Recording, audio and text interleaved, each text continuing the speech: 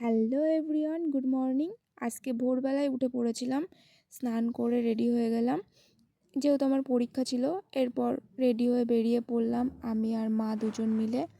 এই কুয়াশার মধ্যে কী আর করবো, খুব ঠান্ডা লাগছিল। তো রাস্তা দিয়ে এসে এই লাইনটা ক্রস করে লাইন দিয়েই চলে গেলাম। আর এদিকে মার কাছ থেকে টাকা নিয়ে নিলাম।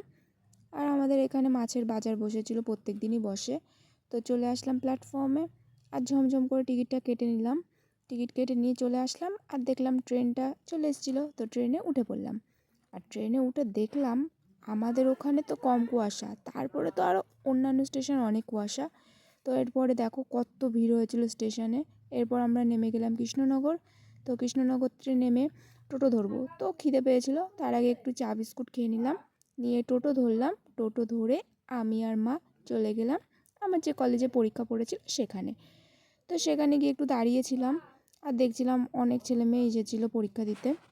আর এই যে কলেজ যেখানে এক্সাম পড়েছিল, তো কোন রুমে পড়েছিল সেটা একটু দেখে নিলাম। নিয়ে এবার একটু লাইনে দাঁড়িয়েছিলাম, যাওয়ার আগে একটু ভিডিও করে নিলাম। আর এই দেখো পরীক্ষা দিয়ে আমি বেরিয়ে এসেছি। তারপর আমি টোটো ধরে চলে আসলাম কৃষ্ণনগর প্ল্যাটফর্মে। তো সেখানে এসে ট্রেন ছিল সাথে সাথেই, তো ট্রেনটা ধরে নিলাম, আর কিছু খাওয়া হয়নি। তো এই ট্রেনেও প্রচণ্ড পরিমাণে ভিড় ছিল, দাঁড়ানো তো জায়গায় ছিল না। দাদা বলছিল 2:26 ট্রেনটা পেয়ে যাব, তো তাড়াতাড়ি করে এই ট্রেন থেকে নেমে আসলাম। আর এদিকে আমরা ট্রেন পাইনি, ট্রেন তো চলে গেছিলো। তো আমরা এরপরে খেয়ে নিলাম চারজনে মিলে একটু কচুরি। তারপর এদিকে বৌদি কিনে নিল বাদাম। তারপর অনেকক্ষণ ওয়েট করেছিলাম, প্রায় 1 ঘন্টার ওপরে। তো দেখতে দেখতে যেই ট্রেন আসার টাইম হলো প্রচণ্ড পরিমাণে ভিড় হয়ে গেল। আর এদিকে ট্রেনটাও চলে আসলো, যুদ্ধ করে ট্রেনে উঠে পড়লাম। আর এই মহিলা আমার পাশ থেকে কেমন যেন তাকাচ্ছিল। এরপর নেমে গেলাম মাঝের গ্রামে। আর এই ঠাম্মাটা তো ট্রেনের মধ্যে থেকে এত পরিমাণে ঝগড়া করছিল কি আর বলবো। তো আমাদের তো বাড়ি যেতে হবে, তো দাদার টোটো ছিল। তো আর প্ল্যাটফর্ম থেকে নেমে গেলাম, বৌদি বললো চলো আমাদের সাথে যাই। তো বৌদিদের সাথেই চলে আসলাম টোটো করে। আর এদিকে এসে গেট পড়ে গেছিলো। তো ট্রেনটা যেই চলে গেল অমনি গেটটা তুলে দিল আর আমরা চলে আসলাম বাড়িতে।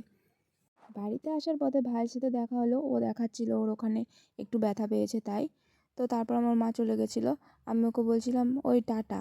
ও একবার ঘরের মধ্যে চলে যাচ্ছে, আবার বেরিয়ে এসে বলছে হাই, তারপর একটু টাটা দিয়ে দিল। আর আমি এদিকে হাঁটতে হাঁটতে চলে আসলাম বাড়ি। চলো, আজকে খুব ক্লান্ত, আজকের মতো টাটা।